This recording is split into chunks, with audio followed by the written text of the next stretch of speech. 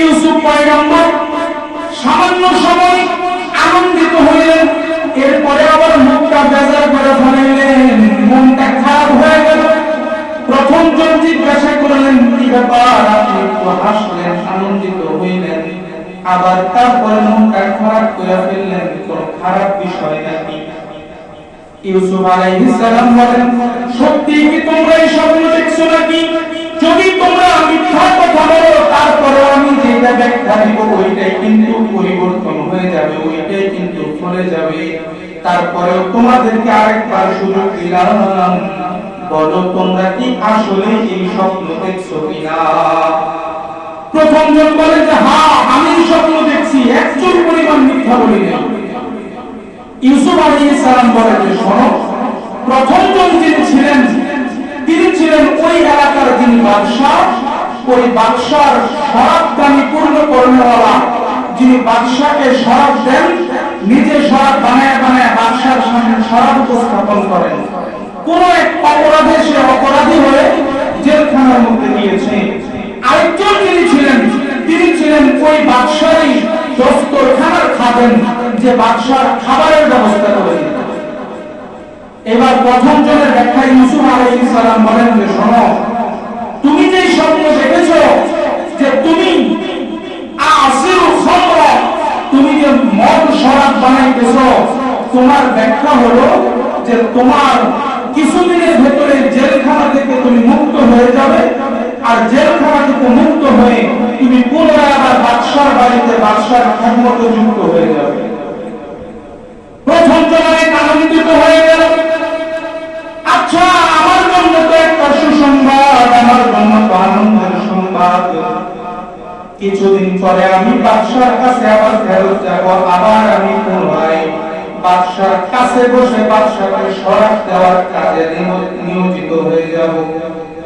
দ্বিতীয় জন প্রথম জনের ব্যাখ্যা অনুযায়ী চিন্তা করলেন, প্রথম জনের যেহেতু এত চমৎকার ব্যাখ্যা, হয়তো বা আমারটাও এমন চমৎকার হবে, আমারটাও পরিবর্তন হবে না। প্রথম জনের ব্যাখ্যা শুনে দ্বিতীয় জন আগ্রহের সাথে বলল, আমারটাও বলেন, আমারটাও বলেন। এবার দ্বিতীয় জনের ব্যাখ্যা বলেন, এই ভাই তুমি শোনো, তুমি যে মাথার উপরে রুটি নিয়ে যাইতে দেখছো, এটার ব্যাখ্যা হইল কিছুদিনের ভেতরে তোমাকে ফাঁসিতে লটকে দেওয়া হবে। চিন্তা করে না, আমার উস্তাদ মুহতারাম তিনি বলতেন, যখন আমরা ক্লাসে বসা থাকতাম তখন বলেছিলেন স্বপ্নের মধ্যে যদি কেউ দেখে যে তিনি প্রচন্ড পরিমাণের দ্রুত গতিতে হাঁটতেছে, প্রচন্ড পরিমাণের দৌড়াইতেছে, স্বপ্নের মধ্যে দৌড়াইতে দেখলে তার মানে সামনে তার বিপদ আছে, সামনে সে কষ্টের মধ্যে রয়েছে। স্বপ্নের মধ্যে অনেকে সাপ দেখে, স্বপ্নের মধ্যে অনেকে পানিতে পড়ে যায়, এরকম দেখে। স্বপ্নের মধ্যে ক্ষুধায় থাকে, ক্ষুধাগ্রস্ত থাকে, স্বপ্নের মধ্যে কামাই রোজগার নাই এমন দেখে। এই যে বিভিন্ন ধরনের স্বপ্ন দেখে, এইগুলি মানুষের কাছে বলা এবং না জেনে না বুঝে ব্যাখ্যা দিয়ে দেওয়া, এটাও অনুচিত। দেখেন স্বপ্নের মধ্যে দ্বিতীয় ব্যক্তিটা কি দেখেছে। আমি প্রথমেই বললাম যে এই যে আমি যে কথাটা বলতেছি, এটা কি গল্প না সরাসরি কোরআনের আয়াত? সরাসরি কোরআনের আয়াত, গল্প নয় এটা। কিন্তু আল্লাহ যেহেতু বলছেন যে আমি আপনাকে এমন একটা গল্প শোনাবো যে গল্পটা শুনলে আপনি আনন্দিত হবেন, এই কারণে এটা গল্পের মতো মনে হয়, কিন্তু বাস্তবে একটা নবী ইউসুফ আলাইহিস সালামের গুরুত্বপূর্ণ ঘটনাটা আল্লাহ রাসূলকে শোনাইতেছেন স্বয়ং আল্লাহ। এরপরে দ্বিতীয় ব্যক্তি আগ্রহের সাথে বলেন, ইউসুফ আল্লাহর পয়গম্বর, আমাকে আপনি স্বপ্নের ব্যাখ্যাটা জানায় দেন, আমি জানতে চাই।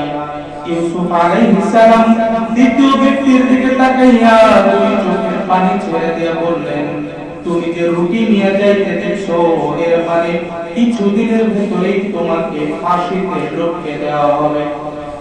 আবার তুমি যে দেখছো ওই রুটিগুলি তোমার কাছ থেকে পাখিরা নিয়ে চলে যায়, এর মানে হলো ফাঁসিতে যখন লটকানো হবে, পাখিরা আইসা তোমার মাথার মধ্যে ঠোকরায়া ঠোকরায়া তোমার মাথার মগজটা আলাদা করে নিয়ে যেতে থাকবে। দ্বিতীয় ব্যক্তি এবার বলে, না না না, আমি তো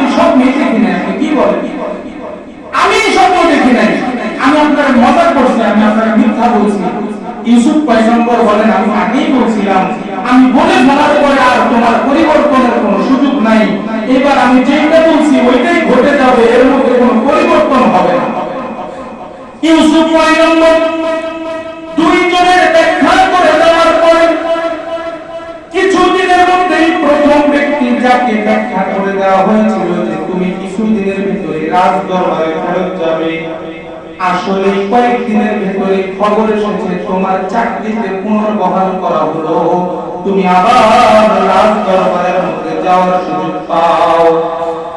এই যে রাজদরবারে যখন রওনা হবে তখন ইউসুফ আলাইহিস সালাম দীর্ঘদিন জেলখানার মধ্যে থাকা অবস্থায় ওই ব্যক্তিকে বলে দিল যে শোনো, তুমি যখন ওইখানে রাজদরবারে ফেরত যাইবা, বাদশার কাছাকাছি যাইয়া তুমি আমার কথাটা একটু বাদশারে জানাইও, আমার কথাটা একটু বাদশারে বইলো। আচ্ছা ঠিক আছে, আপনি যেটা বলছেন আমি বাদশার কাছে যাই এই খবরটা বলবো। এর কয়েকদিনের মধ্যেই দ্বিতীয় স্বপ্নের ব্যক্তির কাছে জেলখানার কারা প্রহরী এসে জানিয়ে দেয় কিছুক্ষণের ভেতরেই তোমাকে নিয়ে যাওয়া হবে আর তোমার আজকে মৃত্যুদণ্ড কার্যকর করা হবে, তুমি মানসিকভাবে প্রস্তুতি নিয়ে নাও। দুইজনের মধ্যে যখন এই স্বপ্নের ব্যাখ্যা ভরে গেল, এরপরে লম্বা সময় ইউসুফ আলাইহিস সালাম জেলখানার মধ্যে কাটায় দেয়, কঠোর পরিশ্রম করে, পাথর ভাঙার কাজ করে, অনেক পরিশ্রম করতে থাকে। এইদিকে যাকে ফাঁসিতে ঝোলানো হলো সে দুনিয়া থেকে বিদায় নিয়ে চলে যায়, আর প্রথম ব্যক্তি বাদশার কাছে থেকে তার শরাব পান করানোর দায়িত্ব পালন করতে থাকে। ঘটনা অনেক লম্বা। এখন দীর্ঘদিন পরে বাদশা রাতের বেলা ঘুমাইছে, ঘুমানোর পরে বাদশার স্বপ্নের মধ্যে দেখতেছে রাতের বেলা ঘুমানোর পরে ওই এলাকার ভেতরে জ্যোতিষবিদ্যা অনেক বেশি ছিল। আমাদের বর্তমান সময়েও হাত দেখা এবং বিভিন্ন মাধ্যমে ভাগ্য পরিবর্তন, ভাগ্য গণনা করা, রাশি গণনা করা এই প্রথা আছে আমাদের এখানে।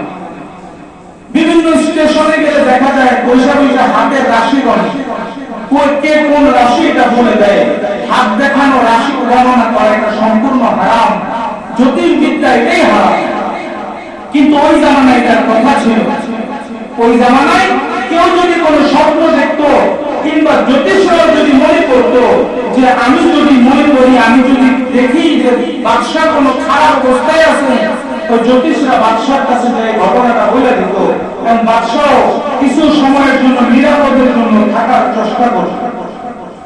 তো বাদশাহ যখন ঘুমের মধ্যে স্বপ্নের মধ্যে দেখে যে বাদশাহ কোরআনুল কারীমের আয়াতের মধ্যে আল্লাহ রাব্বুল আলামিন এইভাবে বলতেছিলেন, বাদশা রাতের বেলা স্বপ্ন দেখে অসুস্থ, তারপরও রাজদরবারের মধ্যে এসে বলতেছে বাদশা যে শোনো আমার সভাসদ, সবাই শোনো, আজকে রাত্রে আমি একটা আশ্চর্যজনক স্বপ্ন দেখেছি, আমার এই ব্যাখ্যাটা তোমরা আমাকে বলে দিবে।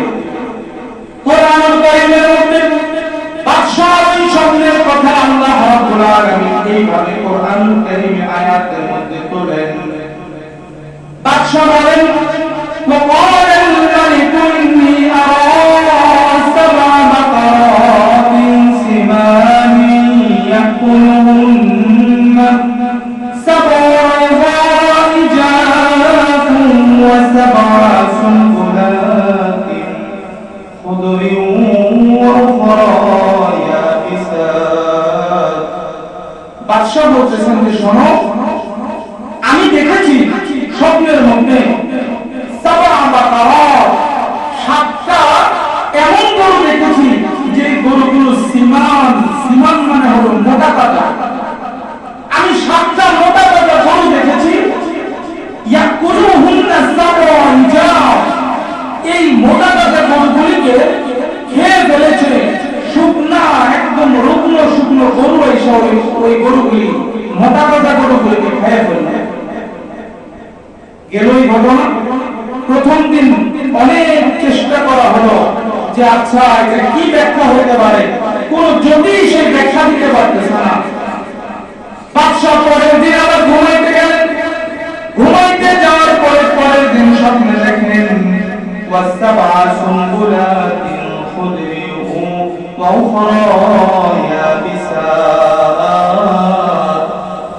দ্বিতীয় দিন রাত্রে স্বপ্নে দেখলেন 7টা শীষ, গমের শীষ, 7টা শীষ এমন চমৎকার তরুতাজা সবুজ, ওই 7টা শীষকে ইয়াবিসাস এমন শীষ আইসা পেঁচায় ধরে ঘাস করে ফেলেছে যেগুলি শুকনা একদম নেতিয়ে যাওয়া। বাদশা আজকেও চিন্তা করলেন, আগের দিন দেখলাম শুকনা গরুগুলি এসে তাজা গরুগুলিকে খায়া ফেললো, আজকে আবার দেখলাম শুকনা শীষ আইসা তাজা শীষগুলিকে পেঁচায় শেষ করে ফেললো। এটা কি ব্যাখ্যা হইতে পারে? ইউসুফ আলাইহিস সালাম তখন কোথায়? জেলখানার মধ্যে ইউসুফ আলাইহিস সালাম। কিন্তু ইউসুফ আলাইহিস সালাম যে বইলা দিছিল ওই ব্যক্তিকে যে বাদশার কাছে শরাব পান করানোর জন্য এসেছে, ওই শরাব পান করানোর ব্যক্তি সে আয়েশা বাদশার গোড়ায়, কিন্তু সে ইউসুফের কথা ভুলে গেছে, ইউসুফের কথা তার মনে নাই। কিন্তু বাদশা যেদিন স্বপ্নে দেখলো, স্বপ্নের ব্যাখ্যা যখন চাওয়া হলো জ্যোতিষদের কাছে, জ্যোতিষরা এই ব্যাখ্যা আর বলতে পারে না, তখন ওই ব্যক্তির বাদশা ইউসুফের কথা মনে করে গেছে যে বাদশার কাছে ছিলাম, ইউসুফ আমার কাছে একটা আবদার করছিল আমি যাতে বাদশার কাছে বলি, হায় হায় আমি কি করলাম, এতটা দিন হয়ে গেল আমি তার কথা মনেই করলাম না, আমি তার কথা বললামই না। আজকে বাদশা স্বপ্নে দেখছে, ওই ব্যক্তিটা ভয়ে ভয়ে বাদশার কাছে বলছে, বাদশা আমি আপনাকে এমন এক ব্যক্তির সংবাদ দিতে পারি যে ব্যক্তি আপনার এই স্বপ্নের ব্যাখ্যাটা পরিপূর্ণ বলতে পারবে। বাদশাহ ওই ব্যক্তিকে বললেন, বাদশার সাথে যদি তুমি কোনো মিথ্যা ঝগড়া করতে চাও তাহলে কিন্তু তোমার শাস্তি মৃত্যুদণ্ড হবে, অন্য কোনো শাস্তি নাই। ওই ব্যক্তি বলে, না না না, আমরা দুইজন এক রাত্রে স্বপ্নে দেখেছিলাম, ওই ব্যক্তিটা আমাদের স্বপ্নের ব্যাখ্যা যেমনি বলছে ওইভাবেই ঘটনা ঘটে গিয়েছে। বাদশা আশ্চর্য হইলেন, দুইজনের বেলায় স্বপ্নের ব্যাখ্যা এমন কিভাবে মিলে যেতে পারে? আচ্ছা তাকে জেলখানা থেকে নিয়ে আসো, তাকে জেলখানা থেকে নিয়ে এসে তারপরে আমার কাছে আনো, এই স্বপ্নের ব্যাখ্যাটা যাতে সে আমাকে বলে দেয়, এই স্বপ্নের ব্যাখ্যাটা যাতে সে আমাকে বলে।